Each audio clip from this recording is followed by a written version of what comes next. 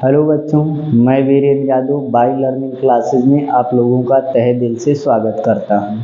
कल हम लोग अपवर्तन के नियम में पढ़ लिए थे। पूरा नियम क्या होता है, यानी कि एक माध्यम से प्रकाश की किरण दूसरे माध्यम में जाती है तो उस स्थिति में उसके वेग में क्या परिवर्तन होता है। अलग अलग माध्यमों में उसके वेग के बारे में हमने चर्चा किया था। अपवर्तनांक के बारे में चर्चा किया था, निरपेक्ष अपवर्तनांक के बारे में चर्चा किया था और फिर उसके बाद हमने बताया था यानी कि क्रांतिक कोण तथा पूर्ण आंतरिक परावर्तन के बारे में हमने चर्चा कर लिया था। अब इसके बाद हम लोग देखेंगे यानी कि पूर्ण आंतरिक परावर्तन के कारण यानी कि होने वाली स्थितियों के ऊपर थोड़ी सी हम चर्चा करेंगे। यानी पूर्ण आंतरिक परावर्तन के यानी कि कुछ प्रमुख उदाहरण होते हैं। तो इसमें जो हम देखेंगे यानी कि जैसे देखा जाता है, पहला उदाहरण इसमें मिलता है रेगिस्तान की मरीचिका। रेगिस्तान की मरीचिका। मरीचिका का तात्पर्य होता है भ्रम, यानी कि जब किसी व्यक्ति को यानी कि किसी चीज़ का भ्रम होता है तो उसी को कहा जाता है मरीचिका। यानी कि जब हम रेगिस्तान के प्रदेशों में जाते हैं तो वहाँ पर देखते हैं कि बालू पर जब सूर्य के प्रकाश की किरणें चमकती हुई दिखाई देती हैं तो वहाँ पर पौधों का उल्टा प्रतिबिंब बनता है, जिससे वहाँ पर हमें तालाब होने का आभास होता है। और जैसे जैसे हम वहाँ पे उसके पास जाते हैं तो वह तालाब हमसे दूर चला जाता है, यानी कि एक हमको तालाब होने का भ्रम की स्थिति उत्पन्न होती है, जिसे हम क्या कहते हैं यानी कि रेगिस्तान की मरीचिका। अब रेगिस्तान की मरीचिका आखिर बनती कैसे है? तो जब यानी कि रेगिस्तान के प्रदेश में जो देखा जाता है यानी कि धूप बहुत तीव्र होती है और जब वहाँ पर धूप तीव्र होती है तो यानी कि पृथ्वी के संपर्क में रहने वाली हवाएं जो होती हैं ये गर्म होकर के क्या करती हैं, ऊपर की तरफ उड़ जाती हैं। और जब ये हवाएं गर्म होकर के ऊपर की तरफ उड़ जाती हैं तो नीचे का माध्यम जो होता है वह विरल हो जाता है और ऊपर का माध्यम जो होता है वह सघन हो जाता है। तो जब प्रकाश की किरण क्या करती है, सघन माध्यम से विरल माध्यम में प्रवेश करती है तो उसकी स्थिति जो पूर्ण आंतरिक परावर्तन की बनती है तो वह क्या करती है कि विरल माध्यम में प्रवेश किए बिना क्या करती है, वो पुनः सघन माध्यम में वापस लौट जाती है। जिसके कारण जो देखा जाता है यानी कि वहाँ पर स्थित वृक्ष वगैरह जो होते हैं उनके प्रतिबिंब उल्टा बनता है। जब प्रतिबिंब उल्टा बनता है तो जिससे हमें वहाँ पर पानी होने का आभास होता है, लेकिन वहाँ पर जो देखा जाता है पानी नहीं रहता है। जैसे अगर हम बात करते हैं कि मान लिया जाए कोई एक वृक्ष है,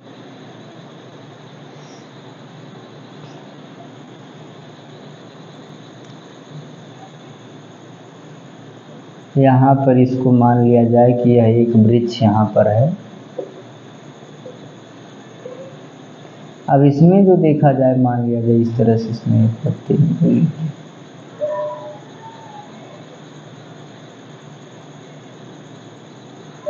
यह वृक्ष है। अब इसमें जो देखा जाएगा इसका जो प्रतिबिंब बनेगा हमारा, यानी कि इस तरह की स्थिति का कोई प्रतिबिंब हमको क्या करेगा, वहाँ पर दिखाई देगा। तो अगर व्यक्ति कोई यानी कि इस सतह से के संपर्क में स्थित कोई व्यक्ति यहाँ पर रहे, मान लिया जाए यह व्यक्ति है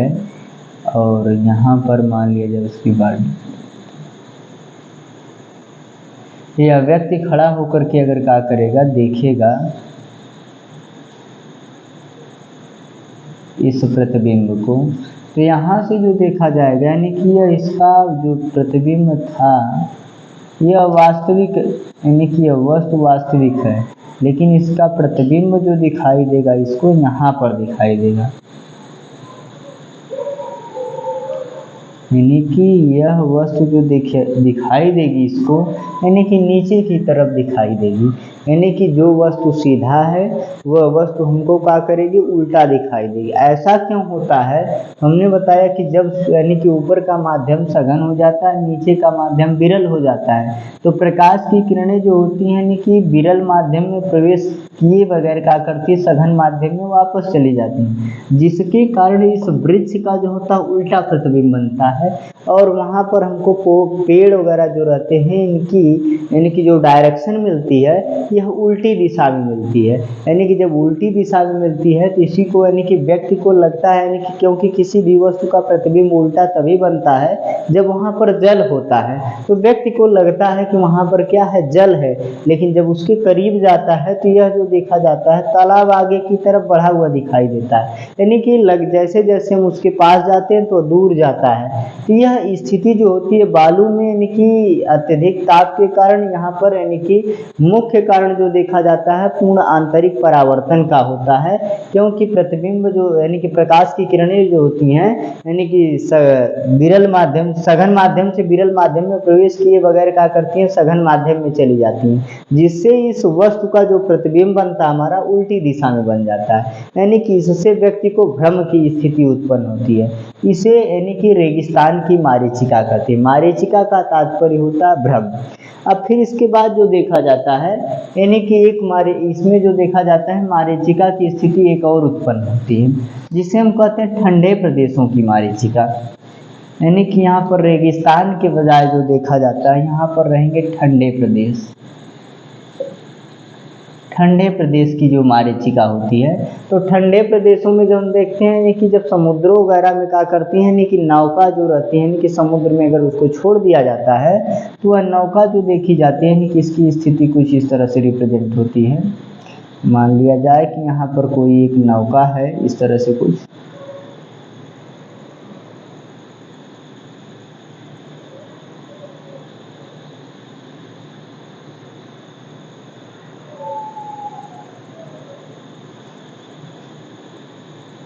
इस नाव के चारों तरफ मान लिया जाए बर्फ जम गया है, ये पूरा का पूरा बर्फ के टुकड़े हैं और यह नाव जो है कि जल के ऊपर तैर रही है। तो इस तरह की स्थिति जब होती है तो यहाँ पर मान लिया जाए कोई व्यक्ति है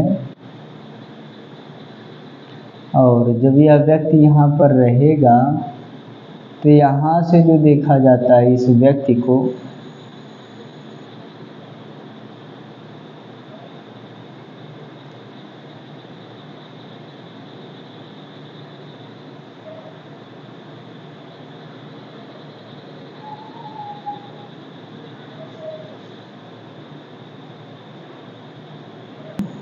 यह नौका हमको ऊपर की तरफ उल्टी डायरेक्शन में दिखाई देती है, यानी कि इस तरह से, यानी कि जो नौका का थी यानी कि समुद्र के नीचे वाले एरिया में थी वह नौका जो होती है हवा में तैरती हुई दिखाई देती है। यानी कि यहाँ पर वस्तु का जो देखा जाता है रियल प्रतिबिंब होता है और यहाँ पर इसका आभासी प्रतिबिंब बनता है। तो यहाँ पर अगर हम बात करते हैं तो यह इस स्थिति में जो देखा जाता है कि जब प्रकाश की किरणें क्या करते हैं कि सघन माध्यम से विरल माध्यम में प्रवेश करती तो इनका अपवर्तन होता है, लेकिन ठंडे प्रदेश होने के कारण नीचे का वायुमंडल जो होता है वह सघन हो जाता है और ऊपर का वायुमंडल जो होता है वह विरल हो जाता है। इसलिए जब प्रकाश की किरणें इस नौका पर पड़ती हैं तो सघन माध्यम से विरल माध्यम में गए बगैर क्या करती हैं, पुनः सघन माध्यम में वापस चली आती हैं, जिसके कारण इसके विपरीत डायरेक्शन में जो देखा जाता है यानी कि वस्तु का प्रतिबिंब बनता है, जिसके कारण जो देखा जाता है ठंडे प्रदेशों में हमें यानी कि यह जो नौका होती है वह हवा में तैरती हुई दिखाई देती है। लेकिन यह नौका जो होती है समुद्र के ऊपर स्थित होती है, यानी कि बर्फ में यानी कि नीचे का माध्यम जब सघन हो जाता है तो यहाँ पर पूर्ण आंतरिक परावर्तन की स्थिति उत्पन्न होती है, जिसके कारण यह नौका जो होती है ये हवा में क्या करती हुई यानी तैरती हुई दिखाई देती है। तो इसे कहा जाता है ठंडे प्रदेशों की मारीचिका। यानी कि यह ठंडे प्रदेशों में भ्रम होता है कि नौका जो होती है वह हवा में तैरते हुए दिखाई देती है, और रेगिस्तान में जो भ्रम उत्पन्न होता है कि पेड़ का जो देखा जाता है उल्टा प्रतिबिंब बनता है, जिससे स्पष्ट होता है कि जो देखा जाता है यानी कि अगर किसी भी वृक्ष का अगर उल्टा प्रतिबिंब बन रहा है तो इसका तात्पर्य होता है कि वहाँ पर कोई तालाब वगैरह, क्योंकि प्रतिबिंब उल्टा तालाब में ही बनता है। तो इस तरह की स्थिति जो देखने के लिए हमको मिलती है, यह घटना होती पूर्ण आंतरिक परावर्तन की। यह जो देखा जाता है यानी कि किसी कांच पर जो यानी कि जब कांच चटक जाता है, कांच के चटके भाग का चमकदार दिखाई देना,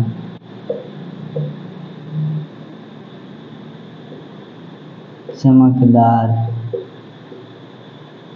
दिखाई देना।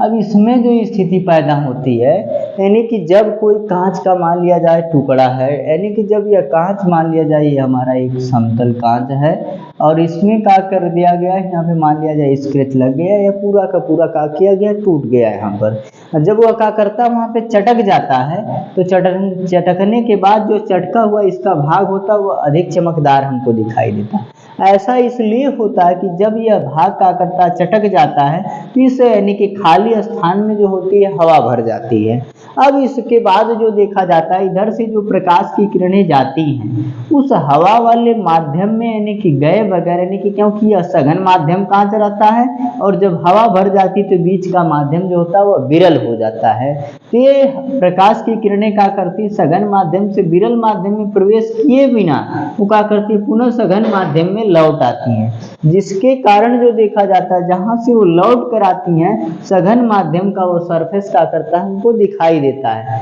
जिसके कारण यानी कि जहां से क्या करती मुड़ती हैं प्रकाश की किरणें वह भाग जो होता है हमको अधिक चमकदार दिखाई देता है। यानी कि इसलिए कांच के चटके हुए भाग जो होते हैं उनको चमकदार दिखाई देते हैं। तो यह घटना जो होती है पूर्ण आंतरिक परावर्तन के कारण होती है। तो पूर्ण आंतरिक परावर्तन में हम देखते हैं कि जब प्रकाश की किरण यानी कि सघन से विरल में गए बिना क्या करती है, पुनः सघन में लौट आती है। तो कांच से ये वायु यानी कि बीच में जो वायु भरी उसमें प्रकाश की किरणें ना जा करके यानी कि सघन से पुनः सघन में चली आती हैं, जिसके कारण जो देखा जाता है उसका चटका हुआ भाग जो होता है वो अधिक चमकीला दिखाई देता है।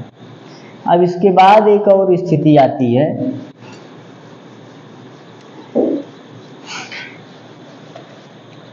हीरा का अधिक चमकदार दिखाई देना। हीरा का अधिक चमकदार दिखाई देना। अब यह भी घटना जो देखी जाती है यह भी पूर्ण आंतरिक परावर्तन के ऊपर निर्भर करती है। यानी कि हीरा जो देखा जाता है जब यानी कि यह मिलता है तो कोयले के खदानों से जब हीरा प्राप्त हम करते हैं तो वह हीरा एकदम कोयले के जैसा काला होता है, लेकिन उसमें कोई चमक नहीं होती है। लेकिन जब इसको क्या किया जाता है, तराशा जाता है, यानी कि हीरा को जब तराशते समय उसे क्या किया जाता है, यानी कि 24 अंश से कम के कोण पर इसे काटा जाता है। यानी कि 24 अंश से कम के कोण पर जब इसको क्या करते हैं यानी कि तराशते समय काट देते हैं तो एक बार प्रकाश की किरण जब उसमें प्रवेश कर जाती है तो वह उसमें से बाहर नहीं निकल पाती है, जिसके कारण उसका बार बार उसमें पूर्ण आंतरिक परावर्तन होता है। यानी कि प्रकाश की किरणें जब एक बार उसके अंदर प्रवेश कर जाती हैं तो फिर उसके बाद जो देखा जाता है उसमें उसका बार बार पूर्ण आंतरिक परावर्तन होता है, लेकिन कुछ ही भागों से यह प्रकाश की किरणें क्या करती निकल पाती हैं। यानी कि जिन भागों से प्रकाश की किरणें निकल पाती हैं वे भाग अधिक चमकदार दिखाई देते हैं, जिसके कारण जो देखा जाता है हीरा अधिक चमकदार होता है। यानी कि हीरा को तराशते समय उसे हर 24 अंश के कोण पर काट दिया जाता है, जिससे एक बार प्रकाश की किरणें उसके अंदर प्रवेश कर जाती हैं तो उनका बार बार उसके अंदर पूर्ण आंतरिक परावर्तन होता है। और जब उनका बार बार पूर्ण आंतरिक परावर्तन होता है तो हीरे के कुछ ही भाग से प्रकाश की किरणें निकल पाती हैं। तो हीरे के जिस भाग से प्रकाश की किरणें निकल पाती हैं वह भाग हमको अधिक चमकदार दिखाई देता है। तो यह जो देखा जाता है कि हीरा का अधिक चमकदार दिखाई देने का यह कंसेप्ट होता है। अब इसके बाद एक और हम बात करते हैं कि यहाँ पर जो देखा जाता है हमारा यानी कि जल में रखे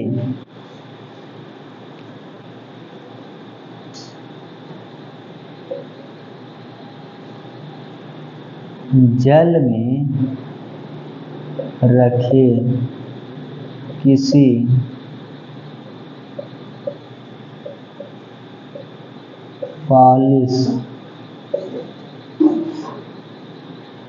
पालिश किए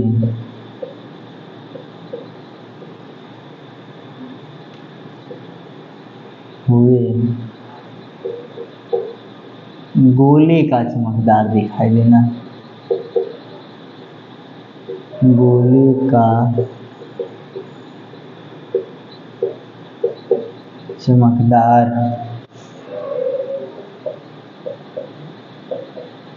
दिखाई देना। जब हम क्या करते हैं यानी कि किसी गोले को जल के अंदर डाल देते हैं, यानी कि एक गोला ले लें और उस गोले को क्या कर दें, उसके बाहरी भाग पर पालिश कर दें। और बाहरी भाग पर जब हम क्या करते हैं, गोले के बाहरी भाग पर पालिश कर देते हैं, तो यानी कि उस पालिश के वजह से जो देखा जाता है उसके संपर्क में हवा आ जाती है। यानी कि मान लिया जाए एक गोला है, इस गोला को क्या करनी है, हम ले करके इसके ऊपरी भाग पर इस तरह से कुछ पालिश कर देंगे। जब इसके ऊपरी भाग पर पालिश कर देंगे और इसको क्या कर देंगे, यानी कि किसी जल में जब हम क्या करते हैं, डुबा देते हैं। यानी कि मान लिया जाए यह हमारा जल है, इसमें क्या करते हैं, गोले को डुबा देते हैं। इस गोले के आसपास इसके ऊपरी सरफेस पर यानी कि हवा की कुछ परतें पाई जाती हैं इस तरह से, यानी कि हवा की जो परतें होती हैं इस पर पाई जाती हैं। अब यहाँ पर यानी कि गोले तथा हवा के दोनों, यानी कि गोले और हवा के बीच में जो देखा जाता है, यानी कि यानी कि जल तथा गोले के बीच में हवा पाई जाती है। जब यानी कि यह हमारा जल है, यह बीच में यानी कि हवा की परत है,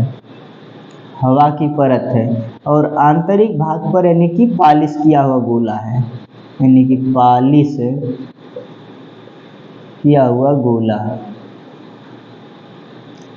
पालिश किया गोला। अब इसके बाद जो देखा जाता है, ये हमारा पालिश किया हुआ गोला है। जब प्रकाश की किरणें क्या करती हैं, जल में आती हैं, और जब यानी कि जल जो होता है हमारा एक सघन माध्यम है, और जब ये क्या करती हैं, वायु के संपर्क में आती हैं, तो वायु विरल माध्यम होता है, जिसके कारण ये प्रकाश की किरणें यानी कि सघन माध्यम से विरल माध्यम यानी कि वायु में प्रवेश किए बगैर क्या करती हैं, पुनः उसी माध्यम में वापस चली जाती हैं, जिसके कारण जो देखा जाता है गोले का ये वाला सरफेस यानी कि यह सतह जो होता है अधिक चमकदार दिखाई देता है। तो यहाँ पर भी पूर्ण आंतरिक परावर्तन की स्थिति होती है, यानी कि प्रकाश की किरण जो होती है वह सघन माध्यम से विरल माध्यम में प्रवेश किए बिना क्या करती है, पुनः उसी माध्यम में वापस चली जाती है, यानी कि वायु में प्रवेश नहीं करती है, जिसके कारण जो देखा जाता है यह गोला हमको अधिक चमकदार दिखाई देता है।